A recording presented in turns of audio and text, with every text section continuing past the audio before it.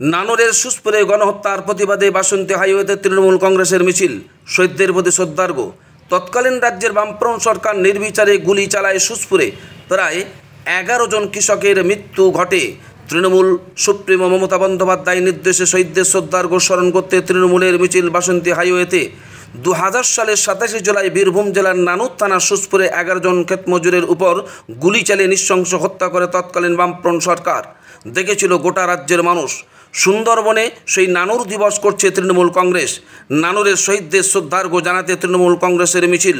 উত্তর 24 পরগনা বসিরহাট মহকুমার সন্দেশখালী বিধানসভার বিধায়ক সুকুমার মাহাতো, সন্দেশখালী 2 নং ব্লকের সভাপতি দিলীপ মল্লিক, আগারীটি অঞ্চল সভাপতি শফিকুল ইসলাম সহ তৃণমূল কংগ্রেসের নেতা নেত্রী কর্মী সমর্থকরা নানুর দিবস পালন করলেন।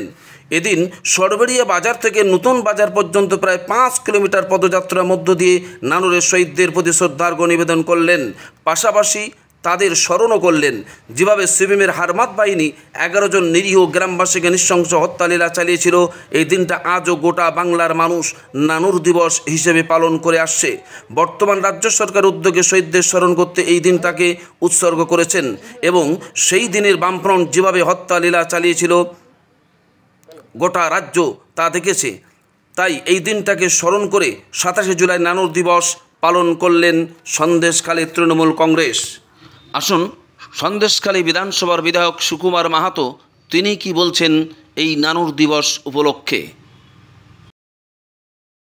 দেখুন, নানুর দিবস যখন সিপিএমের বামফ্রন্টের অপশাসনে বাংলা মুক্তি চাইছিল, ঠিক সেই সময় নানুরে 2000 সালে যে কর্মী সমর্থকরা মারা গিয়েছিল তাদের প্রতি শ্রদ্ধা সম্মান এবং শহীদদের প্রতি আমাদের সম্মান জানাতেই মুখ্যমন্ত্রী নানুর দিবস উদযাপন করছেন।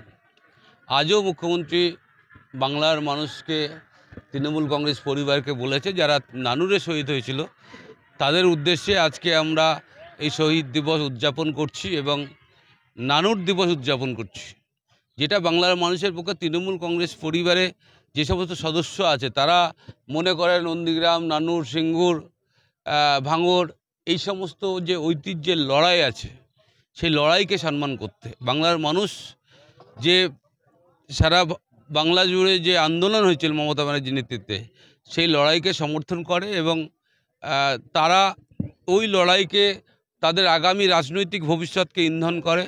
আমরা মনে করি যে নানুর দিবস আজকে সন্দেশখালীর বুকে পালিত হচ্ছে, মানে নানুর শহীদদের প্রতি আমরা শ্রদ্ধা জানাচ্ছি।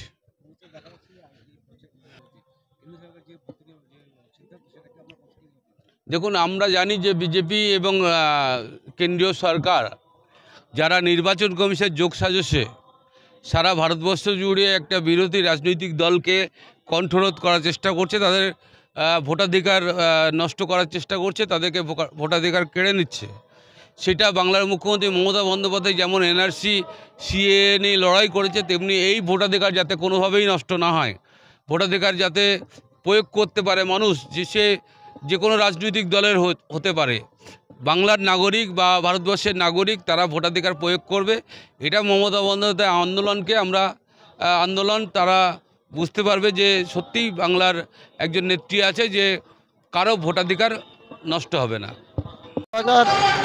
2000 সালে যে নানুরের কৃষকদের উপরে অত্যাচার হয়েছিল, বামফ্রন্ট সরকার যে অত্যাচার করেছিল, যে 11 জন শহীদ হয়েছিল, তার বিরুদ্ধে দিদির নির্দেশে আজ আমরা পথে নেমেছি সে শহীদদের শ্রদ্ধা করতে নেমেছি। আমাদের যে নেত্রীর নির্দেশ এবং যারা শহীদ হয়েছিল শহীদদের শ্রদ্ধা জানাতে।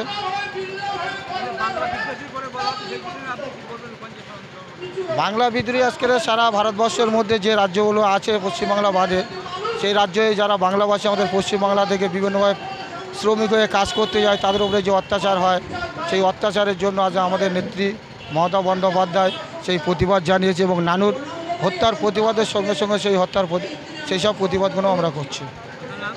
আমার নাম শফিকুল ইসলাম মোল্লা।